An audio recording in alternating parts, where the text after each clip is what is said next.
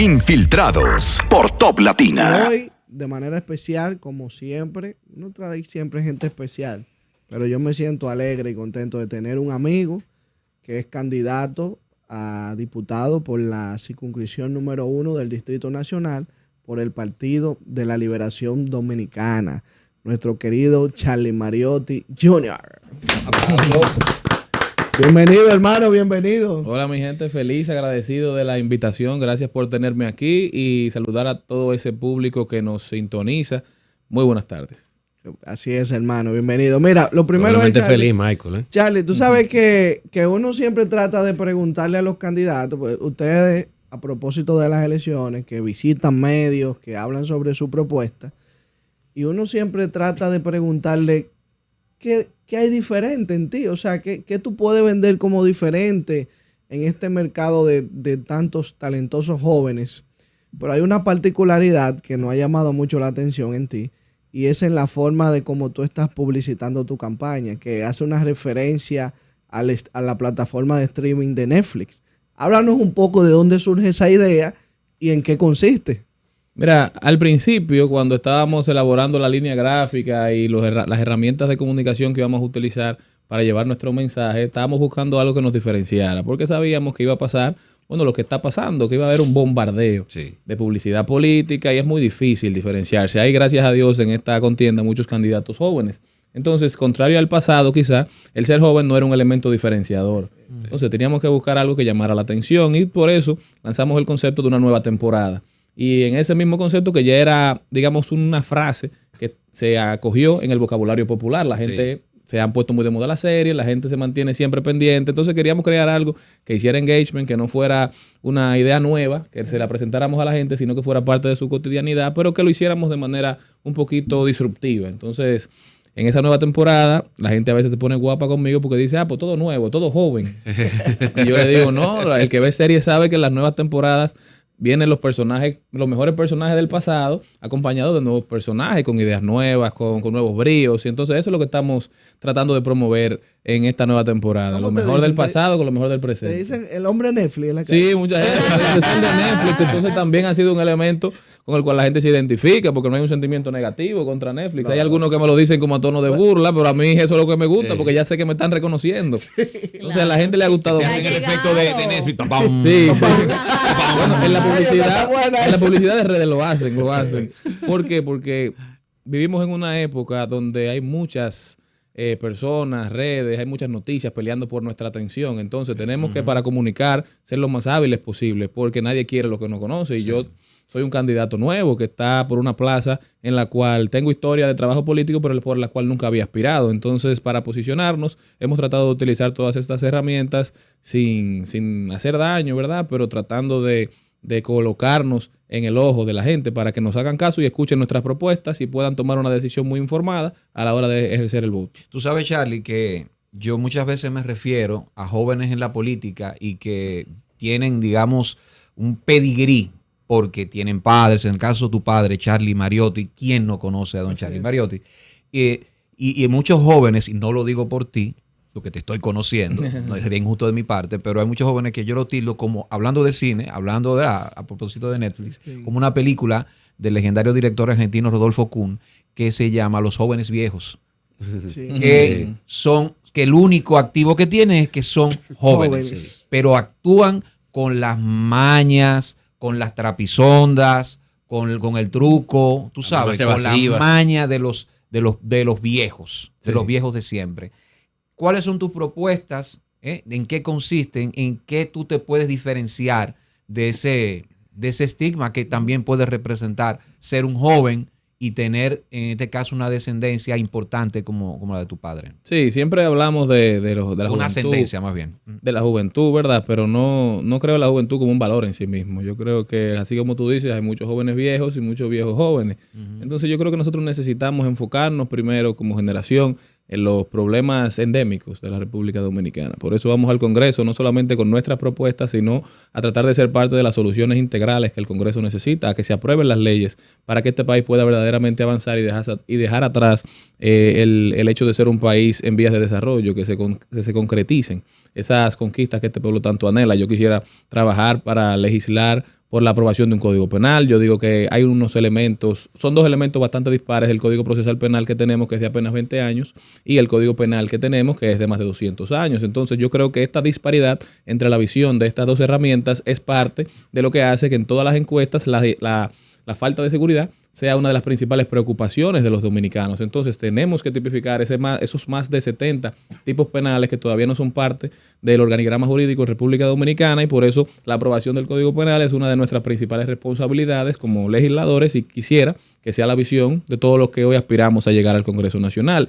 Quisiera que cuando lleguemos allá podamos aprobar el Marco Nacional de Cualificaciones, que es un elemento y una herramienta que ya estaba casi aprobado en el cuatrenio pasado. Sin embargo, ha sido boicoteado por algunos sectores que entienden que no les conviene, más que todo el sector de la formación profesional avanzada, digamos, y yo creo que el Marco Nacional de Cualificaciones es una herramienta necesaria para mejorar la empleabilidad y la capacidad del recurso más importante que tiene toda sociedad, que es su recurso humano. Sí. Entonces, así otras iniciativas, quisiera también ser parte del Congreso Nacional para aprobar el proyecto de ley que sometió Abel Martínez a través del bloque de diputados del PLD, que elimine el anticipo. El anticipo es un préstamo sin intereses y sin haberse ganado el dinero que le hacen los empresarios al Estado. Era una necesidad en un momento quizá, pero ya hay otras herramientas de financiamiento que el Estado puede utilizar sin lacerar los intereses de aquellos que andan haciendo camino propio. Aquí en República Dominicana, lo digo y lo redigo, somos el único país de Latinoamérica donde lo que han crecido son los empleos informales. Sí. Entonces hay mucha gente que lo que está haciendo es camino propio, emprendiendo. En vez de ponerle trabas,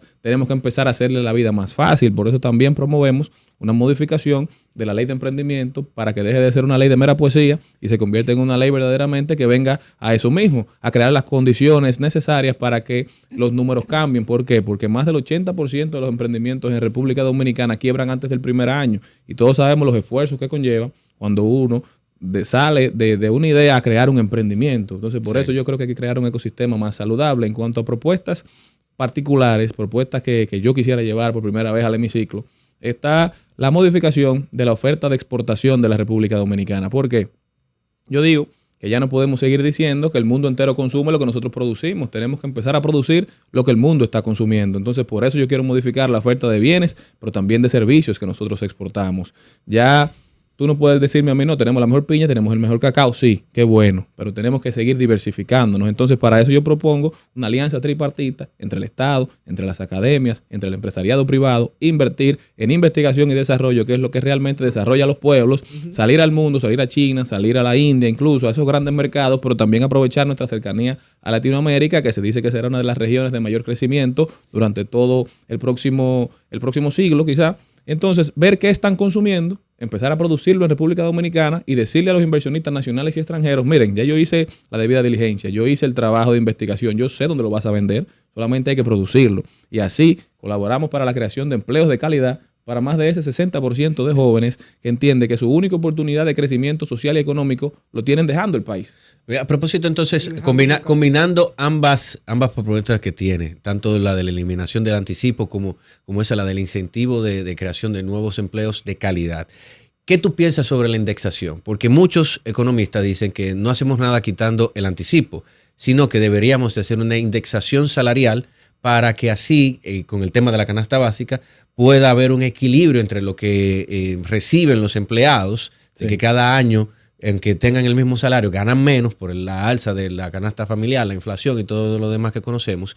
¿Qué tú tienes para combinar ambas cosas? Porque calidad en el empleo, ya sabemos que es la tecnificación, pero ¿y los salarios? Yo creo que es necesario, porque tú no puedes seguir cargando a la clase trabajadora, a los pocos o a los menos, que son los que tienen un trabajo fijo en estos momentos.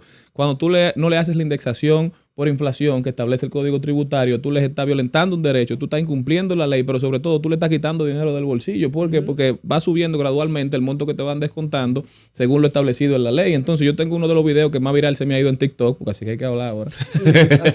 Un video, una locura. Oye, eso fue un corte que sacaron de uno de mis programas. Yo estoy en varios programas. Ese fue del programa de los lunes en la noche, y sacaron ese corte y eso fue una locura, señores. Yo tengo como 300 seguidores en TikTok y ese video anda como por 500,000 views y a la gente le ha encantado, y es hablando precisamente de lo necesario que se hace, la indexación por inflación de los salarios. Y realmente nosotros como clase política tenemos que asumir esa responsabilidad. ¿Por qué? Porque lo que pasa es que el dinero realmente no da. Ha subido la inflación. Tenemos una de las inflaciones más altas de toda Latinoamérica. Sin embargo, vemos cómo se habla del aumento de los salarios, pero eso ha sido en algunos sectores y ese aumento ni siquiera va a la par de lo que conlleva de la pérdida de dinero que han tenido las familias dominicanas, porque estamos pagando una luz más cara, estamos pagando una canasta familiar más cara, estamos pagando todos los servicios a un precio mucho más alto. Sin embargo, los que tienen empleo siguen ganando lo mismo. Entonces, lo mínimo que podemos hacer es cumplir la ley, porque para eso no hay que legislar, eso ya está establecido en el Código Tributario. Bueno. Eso es simplemente cumplirlo y que se meta o que se introduzca, que se cumpla en la ley de presupuesto. Sí. Charlie, tú tienes una visión que realmente impacta al sector productivo del país, a los que tienen la mayor carga, ¿verdad? Y sobre todo en temas impositivos. Y a propósito de eso, se habla, hay una expectativa, se proyecta una reforma fiscal. Y si mañana, con la gracia de Dios, tú eres congresista, Amén. tú vas a ser parte de los que van a tomar las decisiones. ¿Cuál es tu visión con respecto a ese tema? Bueno, no podemos cargar a la clase trabajadora más de lo que ya se está cargando. Lamentablemente ha existido una tendencia históricamente a que lo que se cargue sea el consumo. Entonces, lo que hacen las grandes empresas es hacer la transferencia. Bueno, si tú me estás grabando a mí, yo al final termino grabando al consumidor final. Y yo creo que esa no puede ser la visión. Tenemos que reevaluar algunas exenciones quizás. Hay gente que habla mucho de esas exenciones. Sin embargo, el gasto tributario producto de las mismas asciende a más o menos un 1.3 del PIB. Pero hay algunas que ya han cumplido su cometido, hay otras que debemos reevaluar. ¿Por qué? Porque las leyes deben ser dinámicas como la sociedad misma, porque la sociedad va cambiando. La realidad es que hay muchas que todavía no aplican. Por ejemplo, la ley de incentivos a las empresas que se coloquen en territorio fronterizo. Hay que reevaluarla. ¿Por qué? Porque quizá eso no ha dado el resultado posible. Entonces, quizá esos incentivos que están establecidos ahí pueden aprovecharse en otra ley que sí está dando los resultados. Entonces, esa es la conversación. Yo creo tratar de que quien pague no sea el que más necesita de ayuda, sino que tampoco carguemos de más a la clase empresarial. Yo digo que al empresariado dominicano hay que hacerle un estatus porque aún con los embates de una pandemia, aún con los embates internacionales y todas las crisis, esa resistencia, ¿verdad?, que ha tenido nuestra economía en gran parte y en gran medida se debe a los responsables que han sido nuestros grandes empresarios. Pero la realidad es que la conversación debe ser siempre desde la óptica, desde la mayoría y no desde las minorías, que se impongan los intereses verdaderamente de la gente que más lo necesita. Dice Guaracuya Félix, gran amigo, miembro de mi partido, que para tú entender quién tiene el poder, de la DGI, exdirector de la DGI, del Bandex y actual secretario de Asuntos Económicos, así ¿verdad?, es, del partido, dice que para tú entender quiénes tienen el poder en una sociedad, tú solamente tienes que analizar su mapa tributario. Entonces, para República Dominicana, yo creo que los que tienen el poder deben ser la mayoría, la gente. Charlie, hay un tema que genera muchas posiciones encontradas y que uno puede verlo también como una especie de imposición en algunos países, sobre todo a nivel de las escuelas, y es justamente la ideología de género llevada a las escuelas. ¿Cuál es tu visión sobre este tema visto vis a vis la educación sexual propiamente? Yo estoy totalmente en contra de que la ideología de género encuentre su camino en las escuelas dominicanas. Los niños hay que dejarlos ser niños. Nosotros tenemos la responsabilidad de proteger el interés superior del niño y de permitirles que se críen en un ambiente sin sesgos o con los menores sesgos posibles y que vayan a las escuelas a lo que se debe ir, a aprender de matemáticas, de ciencias sociales, a aprender a adquirir esa capacidad de discernimiento, de pensar por sí mismos, pero en un ambiente libre de sesgos, digámoslo así. Entonces, cambiando el tema radicalmente, con el otro tema, la otra situación de la educación sexual, sí creo que educación sexual consensuada con los padres, con la iglesia incluso, con el Ministerio de Educación, debe encontrar su camino a las aulas ya a la edad correcta, con un currículum que sea producto del consenso, pero nosotros somos uno de los países de la región con la mayor tasa de embarazos infantiles. Entonces, lamentablemente, por no hablar del tema, no estamos previniendo los efectos del tema. Entonces, con todo lo que eso conlleva. Con todo lo que eso conlleva. La sexualidad es algo inherente a los seres humanos. Entonces, ya cuando uno llega a una edad determinada, en un ambiente controlado, yo creo que esa conversación sí puede tenerse de la manera más correcta. ¿Por qué? Porque la falta de la conversación no quiere decir que la conversación no se esté dando. Simplemente quiere decir que no se está dando de la manera correcta. Mira qué buen punto eso, que la conversación no se esté dando de la manera correcta, porque a veces hay personas que dicen de que a ellos no les interesa eso. y por eso evaden o no quieren tratar el tema. Ahora tú con esta Ellos carrera... no quieren tratar el tema con los padres. Bueno, sí, Es también.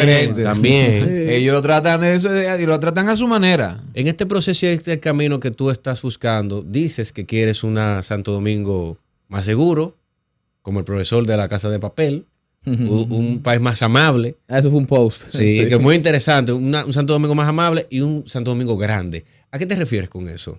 Bueno, que quisiéramos crear una sociedad más incluyente, más inclusiva, que quisiéramos crear una sociedad donde las calles y los parques sean de uso y de disfrute de los ciudadanos que la viven. Tú sabes que llega la noche aquí, por lo general, tú puedes vivir en cualquier sector y tú no te atreves a salir. Tú tratas de evitar por toda la medida posible de volver a salir caminando de tu casa, aunque sea a pasear el perro. Entonces yo quisiera que recuperemos nuestra ciudad y para eso estamos proponiendo la reforma de la policía, pero desde una óptica holística. Tú no puedes transformar la policía sin transformar a sus miembros. Entonces esas son las conversaciones que queremos llevar al Congreso Nacional. Yo quisiera estos problemas que nos atacan y que nos ocupan, sacarlo de las calles, sacarlo de los colmados, sacarlo de los colegios, de las universidades y llevarlos al principal poder del Estado para que sean en el hemiciclo que se discutan las cosas que en la calle se discuten. Por eso la campaña la hemos hecho de la mano con la gente, por eso no hemos salido de los sectores, por eso estoy aspirando por esta circunscripción que fue donde me crié, donde me desarrollé, donde fui a la escuela, donde fui a la universidad, donde voy a la iglesia, donde me enamoré y donde me casé, porque yo quiero que esta ciudad avance, pero para eso necesitamos que todos nos pongamos al unísono y empecemos a trabajar para fomentarlo. Por eso también estamos promoviendo una iniciativa que se llama EduVial y eso lo ataco en ese mismo post. Porque yo digo que el problema del tránsito en República Dominicana no tiene una solución definitiva, tampoco tiene solución a corto plazo. Esto solamente se resuelve con educación. Entonces yo quiero establecer educación vial obligatoria en todos los niveles de la educación en República Dominicana, empezando por la educación básica. ¿Por qué? Porque tenemos que incentivar y crear esa cultura del buen manejo. Aquí la señora, el señor más decente se monta en un vehículo y se convierte en un antisocial y todos lo sabemos, todos lo hemos hecho, debemos hacer un mea culpa. Uno bloquea las intersecciones, no cede el paso, toca bocina. Entonces yo creo que es tiempo de que cambiemos esa cultura y que entendamos que cuando uno tiene un vehículo en la mano, ya sea un vehículo de 4 ruedas o de motor o un motor de 2 ruedas, que yo también soy motorista igual que Michael, uno tiene que entender que no solamente su vida está en juego, sino también la vida de los demás. Hay muchas mejoras que podemos hacer en cuanto a los vehículos que ingresan y salen del parque vehicular, en cuanto a infraestructura vial, es verdad que solamente hay que salir a la calle para ver una calle que necesite más inversión, pero el 90% de los accidentes de República Dominicana, según datos, son producto de error humano, de la manera en que nosotros interactuamos en las vías. Entonces, con educación, utilizando herramientas de economía del comportamiento, como por ejemplo esto que hicieron en una ciudad de Chicago, había una curva bastante pronunciada donde había muchos accidentes y ellos ellos tenían el cruce del peatonal, lo tenían con las líneas puestas como se ponen, de manera horizontal. Entonces, para crear un efecto visual para las personas que venían de que iban más rápido de lo que iban, lo pusieron de manera vertical y dejaron menos espacio entre una raya y otra. Sí. Entonces eso redujo la cantidad de accidentes de manera drástica. ¿Por qué? Porque entendieron que los seres humanos no somos perfectos y que a veces cometemos errores y hay que legislar para seres humanos que no son perfectos, tratando de mejorar su calidad de vida sin necesariamente elevar la inversión económica, porque hay que hacer un uso inteligente de los recursos. Entonces, esas son parte de las visiones que nosotros queremos llevar a la Cámara de Diputados. Y régimen de consecuencia, una generación que ya lamentablemente no se entra por educación. Y agregar a eso, sí, claro. Que me encantó, me gusta mucho esa idea, también la comparto contigo. Hay elementos básicos que necesariamente se tienen que dar en la educación básica, como es el tema de la educación financiera. También. El niño debe de aprender a utilizar una tarjeta de crédito, ¿por qué no? Sí, hay que enseñarlo a ahorrar desde pequeño, hay que enseñar lo que son enseñanzas que tenemos que aprenderlas en el día a día nosotros, en la práctica y de mala manera. Crear mejores ciudadanos, claro. Exactamente. Entonces, Charlie, en el escenario político, tú te vas a enfrentar a una contienda electoral. Y a propósito de eso, hay denuncias del Partido de la Liberación Dominicana que en el proceso anterior municipal hubo compras de cédulas, hubo casas de campañas afuera en los alrededores. ¿Cómo ustedes se han preparado para ese posible escenario? ¿O hay algunas acciones donde ustedes lo han convocado como candidato que va a tomar la Junta Central Electoral. ¿Cuál es ese panorama que se va a enfrentar Charlie Mariotti Jr. el próximo 19 de mayo? No, a mí no me han convocado a ninguna actividad con la Junta. Sí, el partido y nosotros como candidatos y facilitadores que fuimos en algunos de los recintos en el proceso pasado, colaborando con el esfuerzo de llevar a Domingo Contreras a la alcaldía. Nosotros hicimos un levantamiento de lo que vimos en el terreno y el partido, a través de nuestras, digamos, evaluaciones y de las de muchos otros compañeros, bueno, elevaron una instancia ante la Junta, ejerciendo nuestro rol como parte interesada y como uno de los principales aliados de la Junta, porque ellos no podían ver todo lo que estaba pasando. Nosotros le colaboramos diciéndole lo que nosotros vimos. Ellos lo corroboraron, así también lo hizo el informe de la OEA. Entonces yo creo que se han tomado medidas para garantizar que este proceso sea lo más transparente, lo más diáfano posible. Estamos en esa tonalidad. Eso es lo que queremos que se dé. Estamos en confianza, pero estamos preparándonos también. ¿Por qué? Porque para nadie es un secreto que en República Dominicana hay una abstención, digamos, o ha habido una abstención que no es la natural.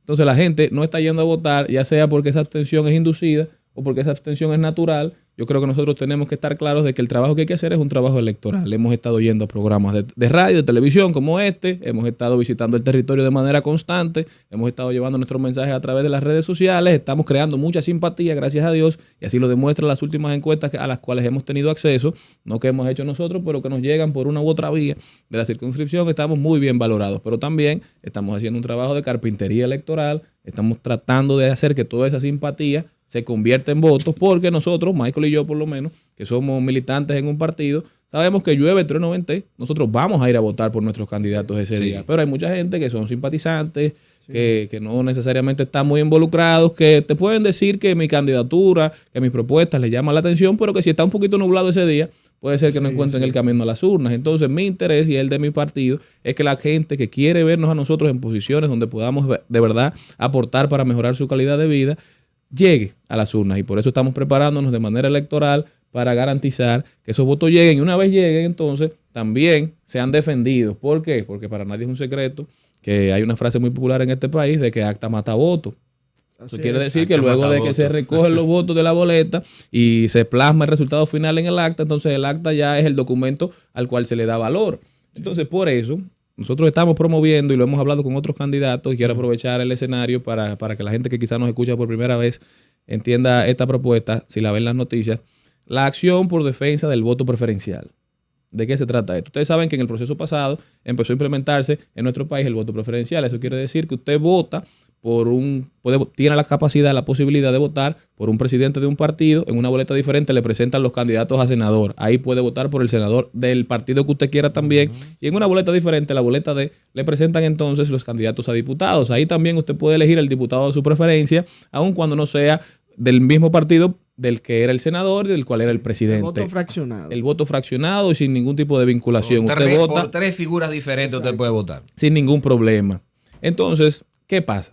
Que cuando esos votos van a contarse, se empieza por la candidatura de mayor peso. Se empieza por la candidatura uninominal, se empieza por la presidencial en este caso.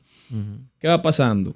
Solamente los partidos políticos y los presidentes los candidatos presidenciales pueden tener delegados en todas las mesas. ¿Por qué? Porque eso es una responsabilidad muy, muy, muy grande, muy fuerte. Un candidato a diputado como yo no puede tener todo ese ecosistema de apoyo, garantizándole las más de 700 mesas que son en la circunscripción número 1. Yo no puedo tener 1 y 2 representantes. Lamentablemente mi estructura no da para tanto. Ahora, ¿qué yo estoy proponiendo? Porque eso lo que da pie es que luego de que se cuentan los votos presidenciales, luego de que se cuentan los votos senatoriales, los delegados vayan abandonando las mesas. Entonces, dando espacio a que se cree cierta oscuridad y que se le falte respeto a la voluntad popular que se ha expresado de manera libre. Charlie, pasó mucho en estas elecciones municipales. Pasó muchísimo. Se ha dicho mucho. Y yo lo atestigué eso.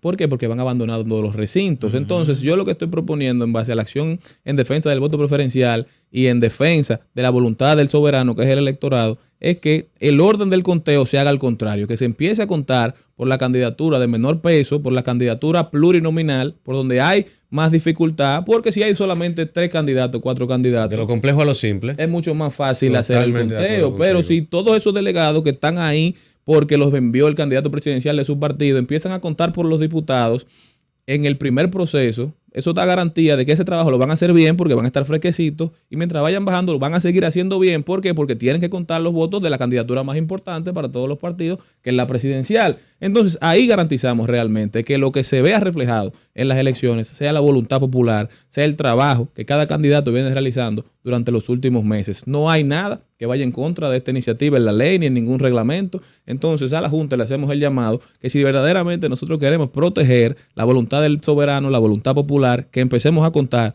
de las candidaturas plurinominales hacia las candidaturas uninominales. Y eso me parece que lo único que hace es robustecer nuestra democracia y a nadie afecta.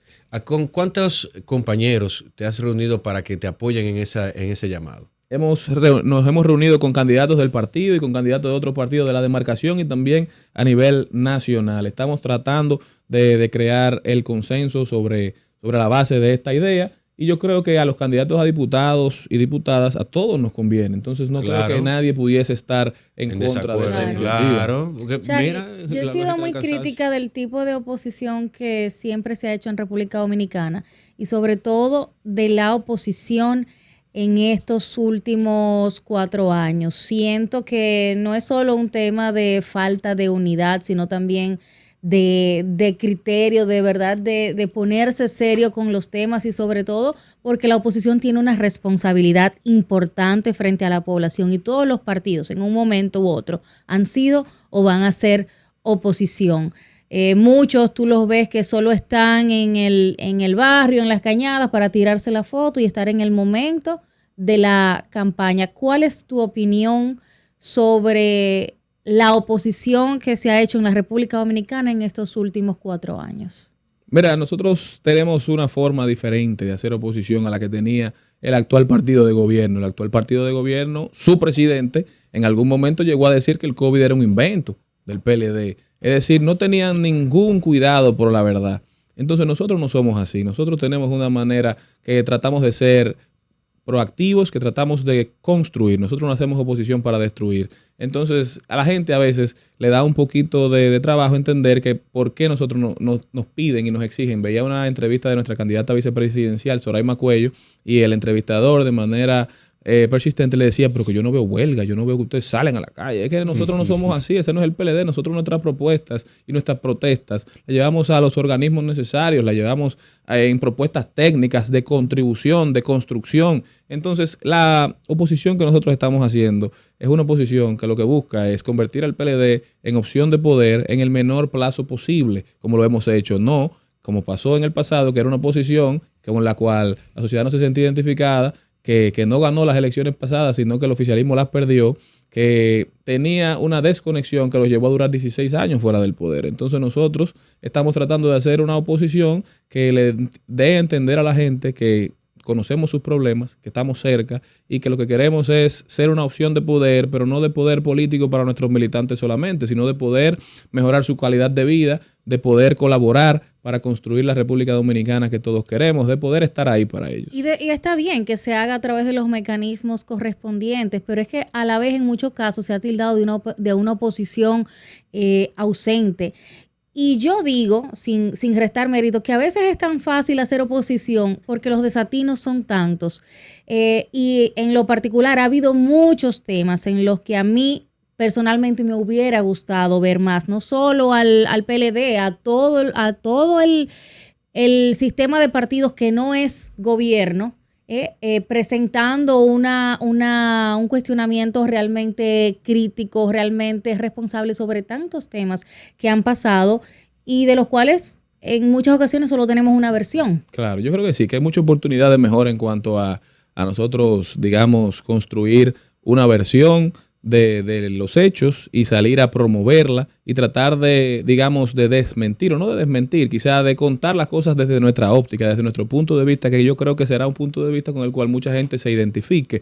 Ahora, no podemos dejar pasar por alto que a veces es difícil posicionar un tema con el gasto tan alto en publicidad que está haciendo este gobierno, y lo decía Juan Ariel Jiménez en un artículo que publicó ayer en el Listín Diario que se titula Un febrero raro, creo que así era, es. febrero del 2024, señores, se estaban gastando 34 millones de pesos por día en publicidad, más de La cifra más 980 alta millones, más de la cifra más alta de los últimos periodos electorales, es más de 12 años. Es decir, cuando tú tienes un gobierno gastando 34 millones de pesos diarios en publicidad para posicionar sus temas, para posicionar su narrativa, para posicionar sus candidatos a como dé lugar, es muy difícil encontrar espacio a veces para que la gente le preste atención a una persona que está queriendo dejar clara una situación. Decía Joseph Goebbels, jefe de propaganda nazi, que no es para nada una figura digna de admiración, pero creo que sí de estudio, que una mentira repetida 1000 veces se convierte en verdad. No, y que sí. mientras más grande la mentira, mucho mejor, porque la gente le da más brega a cuestionarla. Claro. Entonces Es yo así. creo La que publicidad y la propaganda, claro que sí. yo creo No, y que tú- hay y ciertos tú tienes asesores que le cogieron la una razón. página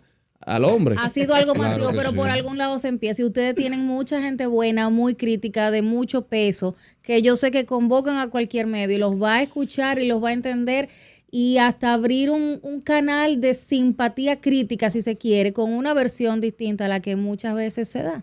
Sí, yo creo que sí. Charlie, el tema de la senaduría del Distrito Nacional, ¿cómo tú ves ese asunto? Porque hay veces que tú dices, pero ¿a quién le creo? ¿No? De repente está un comité de médicos ahí tratando de salvarle la vida a Guillermo Moreno, lo llevan consigo, ¿no? Lo llevan a caballito.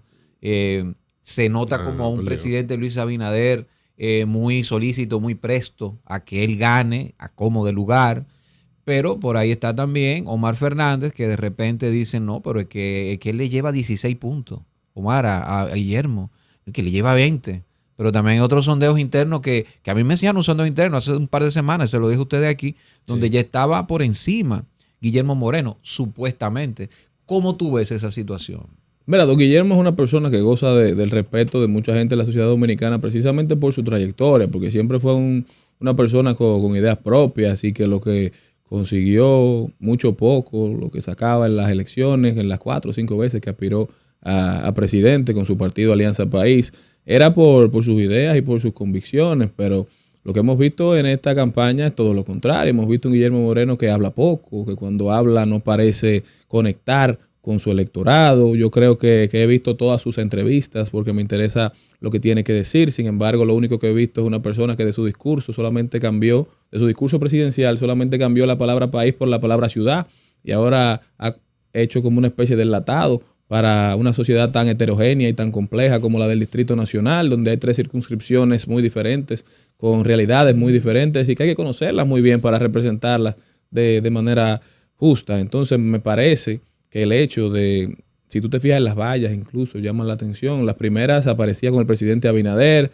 con un eslogan que decía un senador en serio, y yo creo que a ese eslogan le faltaba los signos de pregunta, ¿verdad? Porque, ¿En serio? Senador. No, Pero como que lo cambiaron no. y ahora no aparece el eslogan, ahora el fondo es azul, más vinculado al PRM, menos Alianza País. Yo creo que están haciendo manifestaciones con todos los funcionarios, todo el mundo le han dado como la tarea de visibilizar y de que adopten a la buena o a la mala a Guillermo Moreno, y el PRM así lo está haciendo, basado solamente en una línea.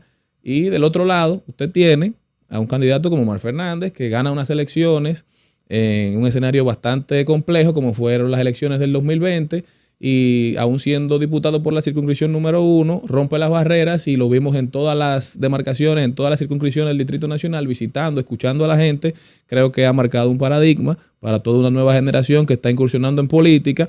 Para nadie eso debe ser un secreto, y tiene la simpatía de la mayoría en todas las encuestas, y creo que sin lugar a dudas va a ser el senador de la capital, porque es el senador que la capital quiere, es el senador que la capital conoce. Omar, esta aspiración no le sale de la nada, esta aspiración sale de la base y del cariño que la gente le refleja y le demuestra. Ahora, obviamente, ahora estamos enfrentando a todo un gobierno que quiere imponer a su candidato. Nosotros tenemos que hacer el llamado a la sociedad de que salga a votar masivamente por el candidato con el cual más se identifique. Y yo creo que ese candidato aquí, en el Distrito Nacional, de manera particular, es Omar Fernández. Charlie, ¿tú no crees que ese apoyo que al unísono el PRM le da al senador del Distrito Nacional y a todos sus candidatos a diputados, tú no crees que eso fue lo que le hizo falta a la alianza que Danilo Medina dijo que era una alianza rara?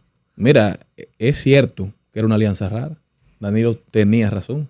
¿Qué pasa? Y te lo digo yo, que andaba en la calle, que iba a los meetings y que voy todavía a los meetings, y al principio me sentía raro. Cuando yo tenía mi bandera morada y al lado veía una bandera verde y del otro lado una bandera blanca, yo me sentía raro, es verdad. Pero a medida que fuimos reencontrándonos semana tras semana, de que entendimos que teníamos un fin en común, La de posición unifica. teníamos que trabajar fuera del gobierno. claro, monolíticamente Comienzan a hablar el mismo idioma. Claro, Políticamente. y que es una alianza que sale primero eso que dice Michael, nos fuimos reencontrando y nos fuimos, Claro.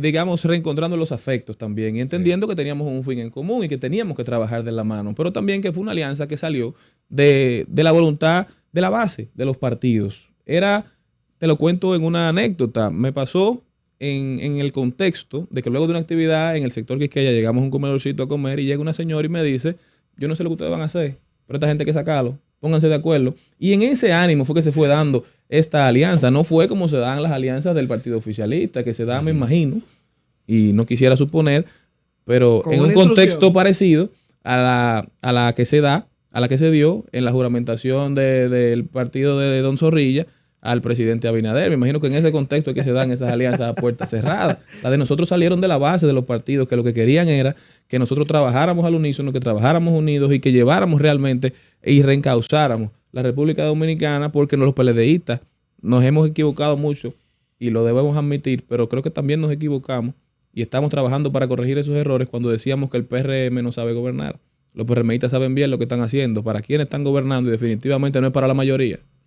¿Y tú no crees, Charlie, que hay un dejo de decepción en las bases de que no presentaron una candidatura unificada? Porque, mira, el acto del lunes santo, cuando se dan ese abrazo, pareciera que sin querer queriendo o accidental, como tú quieres verlo, porque Leonel Fernández se encargó de decir que eso no significa una reconciliación. Lo marcó muy claro él. ¿Tú no crees que es un poco decepcionante para las bases? Porque cuando pasó eso, la gente se volvió loca en el escenario. Es más, para mí fue el momento de mayor algarabía de la gente. Sí, así es, yo estaba Entonces, ahí. ¿tú no crees que quizás si ustedes le tiran el líquido ahí a las bases, notarán un poco de decepción al decir, diablo, presentar un candidato unificado hubiera sido todavía una postura más fuerte? Yo creo que a nosotros como oposición lo que nos conviene es llevar 3 candidatos fuertes. Okay. Llevamos a Miguel Vargas, que tiene su base de apoyo. No todo el que va a votar por Miguel Vargas necesariamente votaría por Abel o por Leonel. No todo el que va a votar por Leonel necesariamente votaría por Abel o por Miguel. Y no todo el que va a votar por Abel necesariamente votaría por Leonel o por Miguel. Entonces a nosotros como oposición nos conviene llevar a nuestros 3 candidatos fuertes, tratar de echar el pleito para que esos candidatos conciten el apoyo de la mayor cantidad de electores posibles y así nosotros lograr controlar la embestida de un gobierno que está utilizando y mal utilizando los recursos públicos a la clara y a la franca. Entonces esa es nuestra responsabilidad. Charlie, tú sabes que uno de los problemas que hemos visto evidente en estas últimas elecciones, que han marcado incluso cifras históricas, es el porcentaje de abstención bastante alto. Y han habido muchos estudios para poder entender por qué es que la gente no está yendo a votar. De hecho, en las últimas elecciones fueron menos personas que cuando estaba la pandemia en su pleno auge. Y eso ha llamado mucho la atención y han habido muchos estudios tratando de entender el comportamiento del ciudadano dominicano. Y hay una opinión que me gustó bastante. Estuvo aquí con nosotros mi gran amigo Mario Dávalos, que hablaba incluso de que, Muy bueno, Mario. de que ¿será que la oposición no está generando la ilusión para que el dominicano vea una alternativa y se levante ese día? Como tú bien explicabas, lo difícil que es una persona que simplemente simpatiza, que no tiene un compromiso, se levante ese día a votar. En otros países se utilizan modalidades y en un momento también se discutió aquí como el tema de las primarias abiertas obligatorias, que son las PASO. ¿Tú entiendes que es necesario un modelo como ese? Porque como va la tendencia y esta clase gobernante política, es como creando un modelo donde menos personas vayan a votar por sus representantes para que haya más control. ¿Qué tú crees? ¿Cuál es tu visión sobre ese tema? Bueno, yo no creo en el voto obligatorio, si te soy honesto. ¿Por qué? Porque las consecuencias suelen ser muy leves. Entonces, cuando tú promueves una ley, yo creo que tú debes tener todo el interés de aplicarla y de tener los mecanismos necesarios para que se cumpla, porque cuando hay leyes que tú publicas o que tú promulgas para que no sean cumplidas, eso crea como un sentimiento de que las leyes no son para cumplirlas. Entonces, esa es mi visión en cuanto a lo legislativo. Pero yo sí creo que tenemos que, como oposición, digamos, tener una conversación clara, certera, y como sistema de partidos también, ver qué es lo que está pasando, porque la gente cada vez se identifica menos con un partido determinado, y tratar de construir en los partidos, digamos, instituciones que se parezcan más a la sociedad del siglo XXI.